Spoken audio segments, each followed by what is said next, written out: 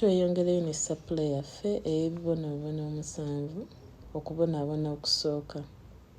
Okulanga kwa Simeewo. Bikira Maria asingira Katonda omwana we omu yekka mu kiggwa, omukadde omutukuvu Simeewo n'amugamba nti, laba ono ateekeddwawo ku lw'okuzikirira ne ku lw'okuzuukira kw'abangi mu Isirayiri, era aliba akabonero ke banaawakanyanga.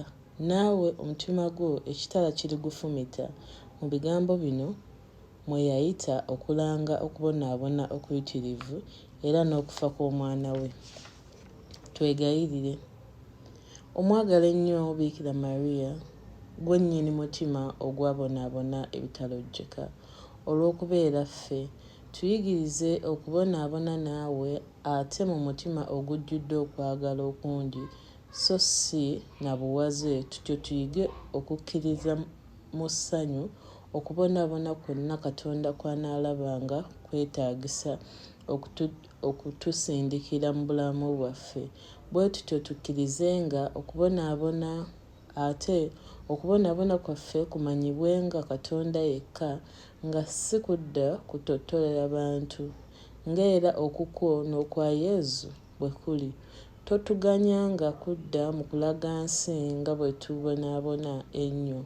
Bwe tutyo nno okubonaabona kwaffe okwo kusobole okutuviiramu omugaso n'okuddaabiriza Katonda ku lw'ebibi byaffe n'ebibi by'ensi yonna. Gwe nnyaffe eyakkiriza okubonaabona n'omulokozi w'ensi, tukutonera okubonaabona kwaffe kwonna n'okubonaabona kw'ensi, kuba tuli baana bo. Okunyolwa kwaffe kugatte ku kukwo ko ne ku kwa Mukama waffe Yezu Kristo.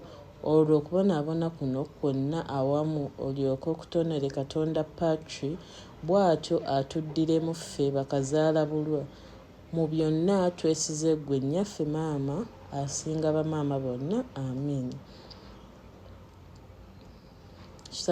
Tusoma Kitaffe ali mu ggulu ne Mirembe Maria 7. Tumala kusoma Mirembe Maria 7 tuzzaako, nnyaffe ajjudde obusaasizi, jjukizanga emitima gyaffe okubonaabona kwa Yezu mu bulumi bw'omusaalaba. Ebiwundu ebya Yezu, Ai Maria obyolanga mu myoyo gy'abaana bo.